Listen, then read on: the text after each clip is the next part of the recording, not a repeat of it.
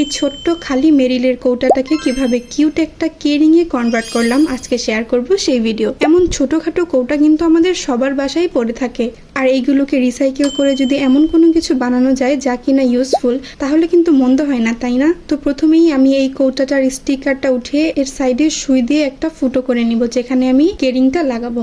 এরপর একটা স্পঞ্জ দিয়ে এই কৌটাটার উপর জেসো অ্যাপ্লাই করব, আর এখানে আমি জেসো ডাবল কোট করেছি।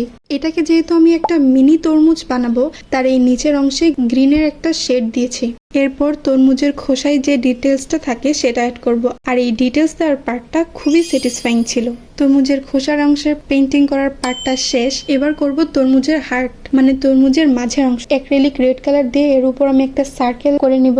তরমুজের মাঝখানে থাকা ডিটেলস গুলো অ্যাড করব, আর এখানে ডিটেলস এর জন্য কিপ স্মাইলিং এর 000 ব্রাশটি ইউজ করেছি। এবার আরেকটু রিয়েলিস্টিক লুক আনার জন্য আমি এর সাইডে কিছু হোয়াইট কালার দিয়ে ডিটেলস করে দিচ্ছি। আর এই আমাদের মিনি তরমুজটা কমপ্লিট। এটা যে দেখতে কত কিউট লাগছে বলে বোঝাতে পারবো না। এবার যেই অংশটা আমরা সুই দিয়ে ফুটো করেছিলাম, এবার এই ফুটো অংশটার মধ্যে পিনটাকে লাগিয়ে দিব, আর এরপর এর মধ্যে জেসো অ্যাপ্লাই করবো যাতে এটা দেখতে আরো গ্লসি লাগে আর রংটাও সহজে না ওঠে। এরপর ওই রিংটার মধ্যে এই কে রিংটা লাগিয়ে দিব, আর এই আমাদের মিনি তরমুজের কে রিংটা রেডি। এটা সামনাসামনি দেখতে যে কত কিউট লাগছে দেখে বোঝারই উপায় নেই যে এটা একটা মেরিলের কৌটা দিয়ে তৈরি। এটা তোমরা কে রিং হিসেবে ইউজ করতে পারবে, আর সব থেকে ইন্টারেস্টিং ব্যাপার হচ্ছে ঢাকনাটাও খোলা যাবে, তাই তোমরা এর মধ্যে প্রয়োজনীয় কোনো জিনিসও এর মধ্যে রেখে দিতে পারো। আর আমি এই কে রিংটা ইন্সপায়ার হয়ে বানিয়েছি ইউটিউব থেকে। খুবই দারুণ এন্ড ইনোভেটিভ একটা আইডিয়া। এখন তোমরাও কিন্তু এমন ছোট ছোট কৌটোগুলোর মধ্যে তোমাদের পছন্দের কোনো ফ্রুট বানিয়ে কেরিং হিসেবে ইউজ করতে পারো।